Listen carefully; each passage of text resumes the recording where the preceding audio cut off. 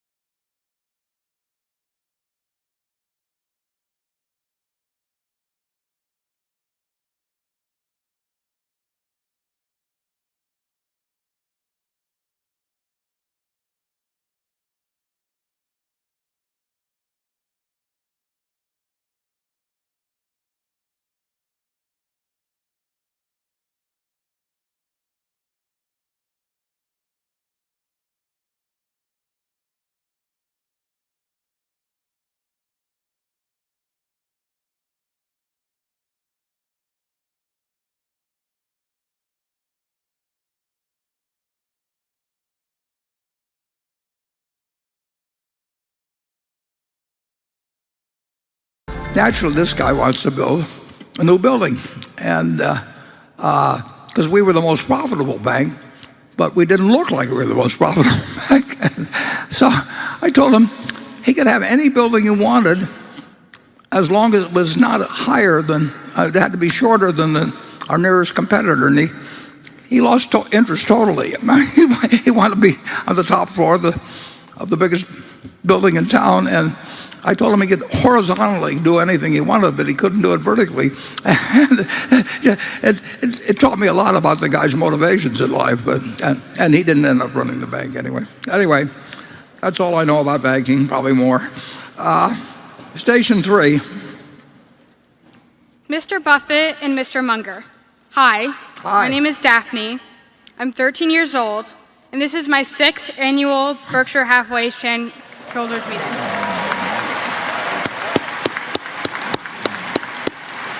And I've had the privilege to ask you both questions in years past. My question for you today is the following. As you know, the U.S. national debt is currently at an estimated $31 trillion, making up about 125% of the U.S. GDP. In the meantime, over the past few years, the Federal Reserve has telegraphed that they intend to monetize the debt by printing trillions of dollars, even as they insist that they're fighting inflation. Already, other major economies in the world, such as China, Saudi Arabia, and Brazil, are moving away from the dollar in anticipation of this. My question is, are we likely to face a time in the future when the US dollar is no longer the global reserve currency? How is Berkshire prepared for this possibility? And what can we do as American citizens to attempt to shelter ourselves from what's beginning to look like the beginnings of de-dollarization? Well,